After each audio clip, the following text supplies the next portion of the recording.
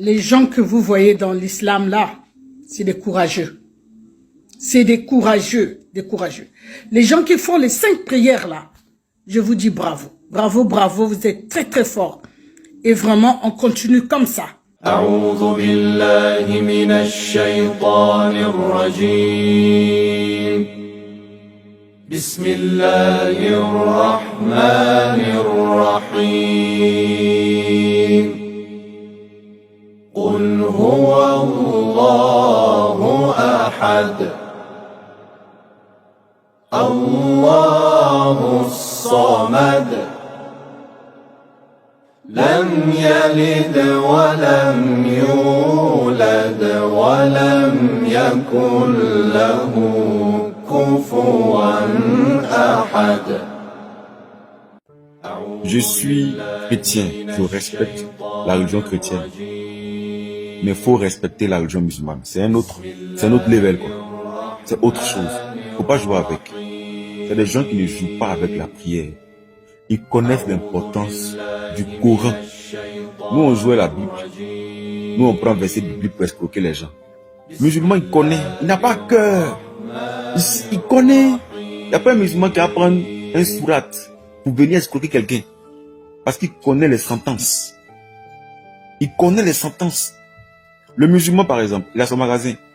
Tu viens faire achat de 10 millions. Ça coïncide que le gars doit aller prier. Champion, soit tu attends qu'il finisse de prier. Tu repasses après. Si tu es trop fâché, tu vas ton argent. Il ne va jamais accepter de laisser sa prière pour te servir. Jamais de la vie. À la mosquée, tout le monde prie de la même manière.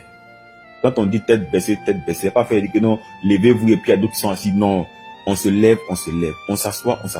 On dit on regarde à gauche pendant 10 minutes. Tout le monde regarde à gauche pendant 10 minutes. Que tu sois président, que tu sois ministre, à la même position. On respecte l'imam. Il n'y a pas quelqu'un qui va critiquer quelqu'un là-bas pour dire oui, son boubou est sale. Non, il n'est pas bien habillé. Non, c'est là. C'est pas comme à l'église où ceux qui sont intellectuels sont à part, ceux qui sont illettrés sont à part. Pas comme à l'église où ceux qui travaillent sont à part, ceux qui ne travaillent pas sont à part, où ça critique, où ça... Non, il n'y a pas ça là-bas.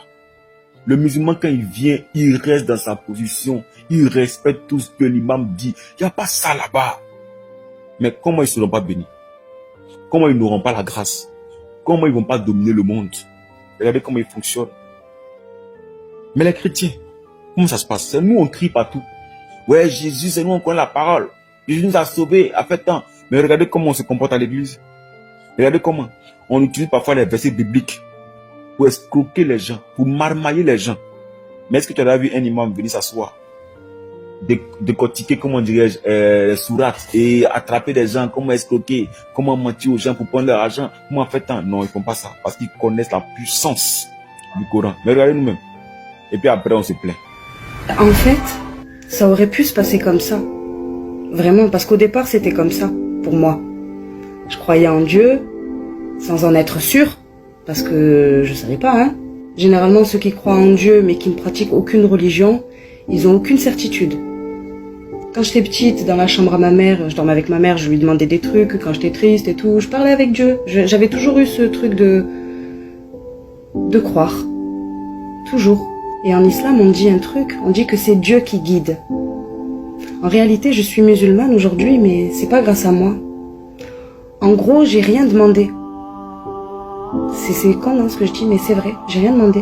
J'ai cherché à avoir la certitude. Je voulais vraiment savoir. Je me suis dit, écoute, moi, avant de mourir, je veux savoir.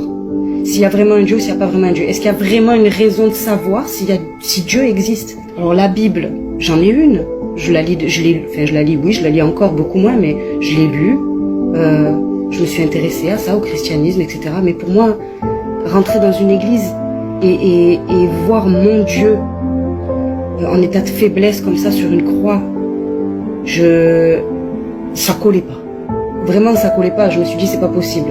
Il est infaillible, moi, le Dieu que j'imagine dans ma tête. Il a pas pu, c'est pas possible. Et puis la vérité, la Bible, compliqué pour moi. Voilà, compliqué. Pour certains, c'est peut-être plus simple. Mais pour moi, compliqué. Je sais pas qui parle, qui est qui dit quoi, de où il sort ça, je sais pas. Et quand j'ai ouvert un Coran, c'est pas compliqué. Tu ouvres le Coran, il y a qu'un seul narrateur. Il y a pas Marc, Luc, les psaumes, les machins. Il y a pas. Il y a des sourates, bien sûr, ça c'est des chapitres en fait, hein, avec des versets, voilà. mais c'est que la parole de Dieu. Il n'y a que lui qui parle. C'est-à-dire que quand tu lis le Coran, c'est Dieu en direct. En direct. C'est-à-dire que ce que tu es en train de lire, c'est ce qu'il est en train de te dire. Il n'y a que lui qui parle. C'est-à-dire que quand tu lis le Coran, c'est Dieu en direct.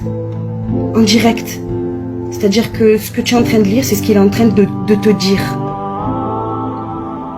J'ai jamais vu un livre comme ça, moi.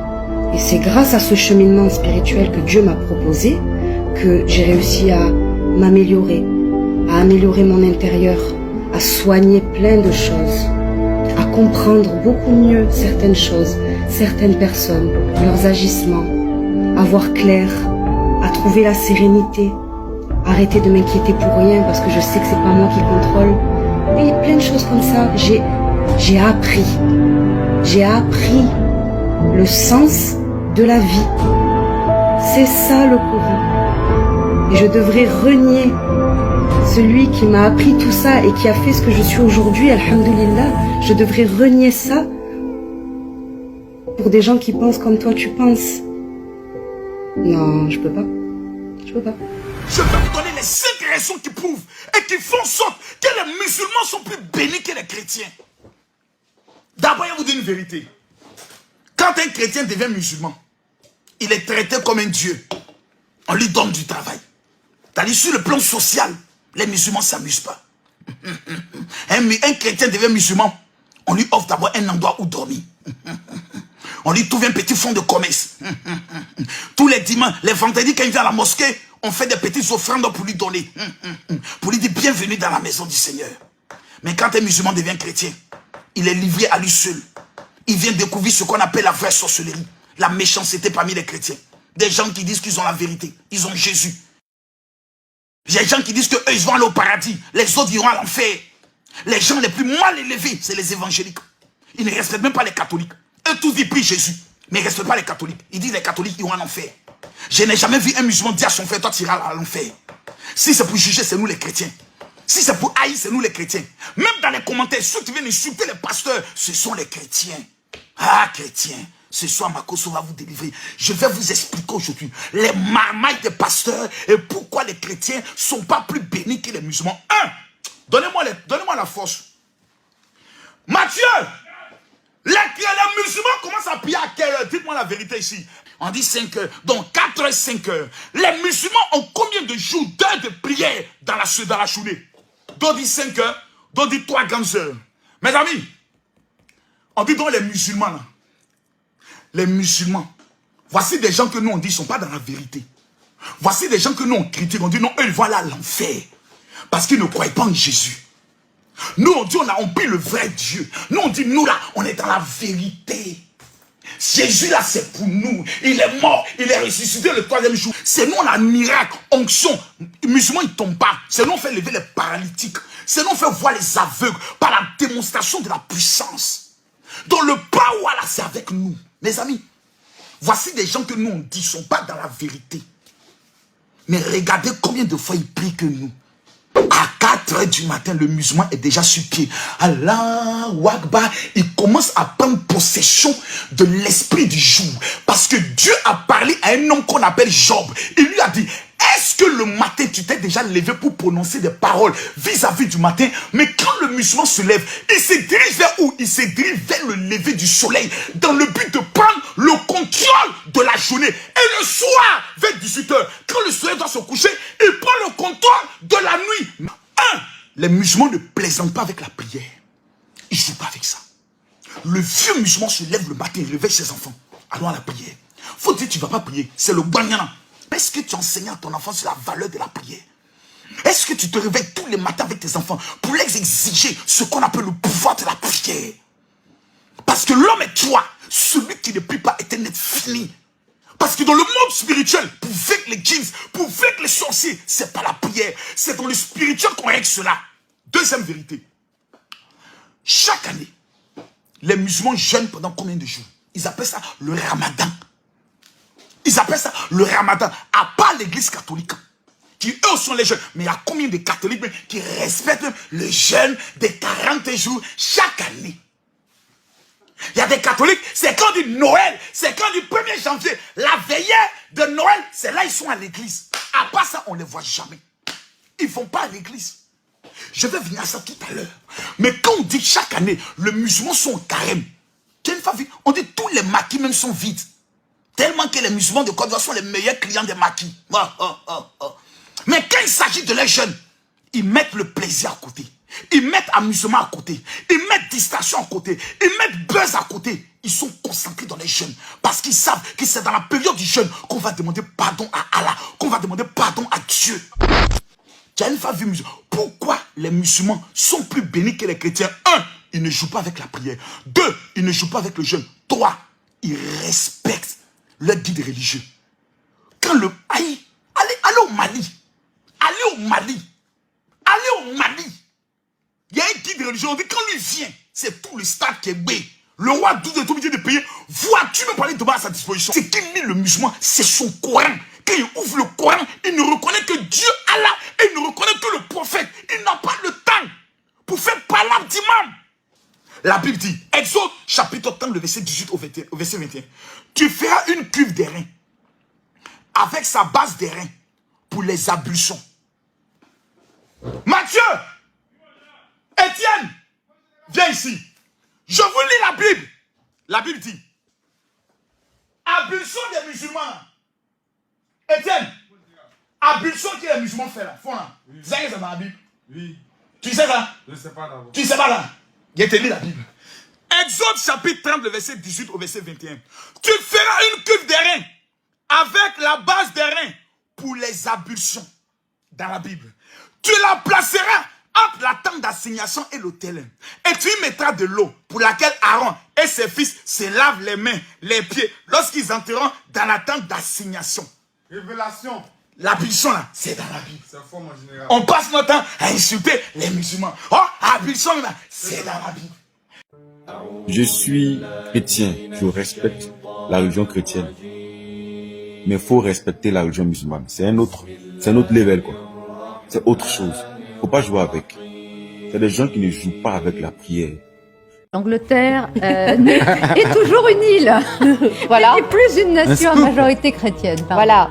Holy Church, Elisabeth, hein, comme disent les Anglais, c'est la première fois de son histoire millénaire qu'en Angleterre et au Pays de Galles, je précise, que les chrétiens sont minoritaires. Alors voici la conclusion du recensement réalisé en 2021 et qui vient d'être publié.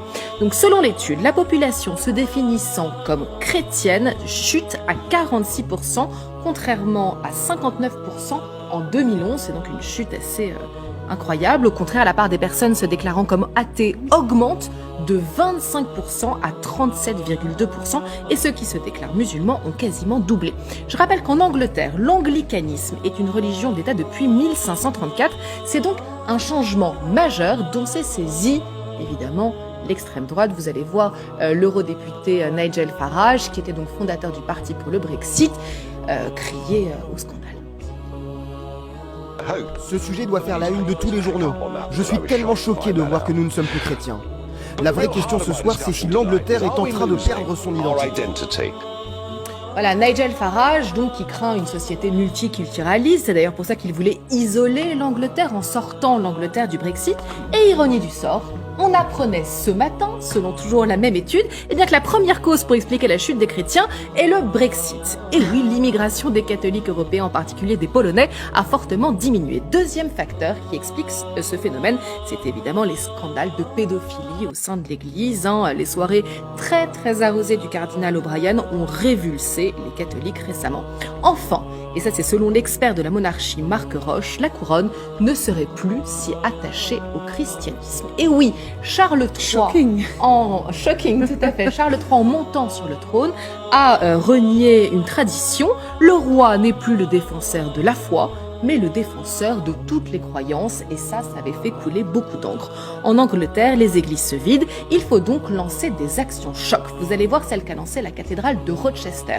C'est la deuxième église la plus célèbre d'Angleterre. Regardez, un mini-golf au sein de la cathédrale. L'initiative se passe l'été, elle est gratuite pour toutes les familles. Mais- Évidemment, certains fidèles ont crié au scandale, à l'outrage. C'est vrai qu'on s'imagine mal faire un bowling dans Notre-Dame. Oui, mais vous savez, pour avoir vécu à Londres, il y a énormément de discothèques et de bars dans d'anciennes églises. Je vais y venir, vous allez voir, je vais vous montrer de Désolée. drôles d'images, je vous en prie. En tout cas, eh bien, la chanoine de la cathédrale, elle défend cette initiative parce qu'il faut bien que l'Église vive. Pendant qu'ils sont ici, en plus de jouer au golf, les gens restent. Ils regardent le reste du bâtiment. Ils allument des chandelles pour se souvenir des gens qui sont morts. Ils font des prières. Nous avons vu un grand nombre de cartes de prière. De plus en plus de personnes viennent à nos services en semaine. Voilà, donc c'est une opération séduction finalement pour ramener des fidèles à l'église. L'église anglicane fait tout pour que ses paroisses soient utiles. L'année dernière, elle signait un accord avec le gouvernement britannique pour transformer ses clochers en bornes Wi-Fi. Et oui, un moyen de réduire les zones blanches à la campagne. Mais face au coût d'entretien, eh bien l'église est forcée de céder son patrimoine. 1 millier d'églises ont déjà été vendues. Et vous l'avez dit Claire, elles sont transformées en lieux profanes. Alors parmi les drôles de seconde vie, on trouve une école de cirque, vous allez voir les images. Alors ça, c'est un supermarché, hein, tout à fait. Dans une église. Un supermarché, oui, dans une église. Voilà. Donc, Il y a encore les Les vitraux. Oscous, les Ça Anglais. fait mal quand même. alors, voilà, un supermarché. On trouve aussi, eh bien, un temple de la bière, un pub, hein. Là, vous voyez une salle d'escalade et enfin un cirque. Alors, ces reconversions qui rapportent des millions, elles sont très encadrées, hein. Un comité veille à préserver la réputation de l'église. Par exemple, vous ne pouvez pas ni abriter un planning familial, ni un sex shop, ni un casino. En tout cas, Trois thèmes très différents. ce Pour sont le les reste, seules c'est open interdictions. bar, comme on dit en anglais. Si vous voulez, oui. Ils sont non, mais ils sont beaucoup plus modernes que nous. Et puis ils ont tout ce patrimoine qu'ils ont dû effectivement réutiliser. Mais vous nous disiez que même 46% qui se considèrent toujours chrétiens. Oui. En France, c'est 35% qui se considèrent toujours catholiques. Donc c'est même pire chez nous. Et vous avez parlé des scandales sexuels. Il y a énormément de Belges, de Québécois qui se sont débaptisés après la révélation Qui des affaires demandent de sexuelles. se faire débaptiser, oui, tout à fait. C'est un procédure. Vous disiez sur les catholiques, mais effectivement, si on compare les chrétiens, c'est un Français sur deux qui se déclare chrétien, donc catholique, orthodoxe ou protestant, on englobe, c'est 20 points de moins qu'en 1981. Donc là aussi, en France, il y a une diminution. Et ce que disent les spécialistes dans une enquête IFOP et Odoxa, c'est que ce n'est pas au profit des autres religions, parce que vous avez 3% qui se déclarent musulmans, 1% juifs et les autres. Hein, c'est l'athéisme. C'est l'athéisme qui a augmenté aujourd'hui, notamment chez les jeunes. Et pour pouvoir régler d'éventuels montants très importants de dommages et intérêts après toutes les plaintes liées au scandale des pédophilies, l'Église aussi en France va devoir sans doute se séparer d'une partie de son immobilier. Alors, ils espèrent. Ce qui m'a frappé, c'est que quand on installe un golf dans une église, on espère vraiment faire revenir des croyants, et c'est pas seulement une question économique. Alors, au sensu. on n'espère pas faire revenir des On fait croyants. vivre l'église. On fait vivre l'église, c'est-à-dire que pour une première fois, il y a des enfants qui viennent, il y a des familles qui venaient pour la première fois, qui poussaient la porte de la cathédrale pour la première fois, et l'initiative était gratuite. Donc, c'est pas revenir, c'est faire venir des nouveaux fidèles et espérer qu'ils restent. Faudrait voir effectivement si ça marche.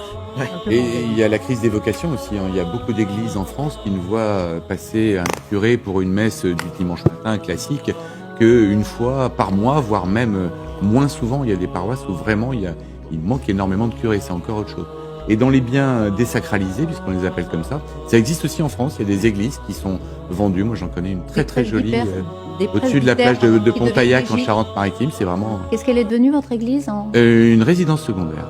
Ah, elle a été vendue à Oui. un particulier. J'ai pas vu de casino ou d'autres lieux Si, inappropriés. Des espaces de coworking, je crois que c'était le cas pour l'église C'est possible Sainte-Rita dans le aussi, 15e arrondissement, qui devait être transformé en espace de coworking. Rien ne se perd, tout se transforme. Ils veulent éteindre de leur bouche la lumière d'Allah, alors qu'Allah parachèvera sa lumière en dépit de l'aversion des mécréants. C'est lui qui a envoyé son messager avec la guidée et la religion de vérité pour la placer au-dessus de toute autre religion en dépit de l'aversion des associateurs.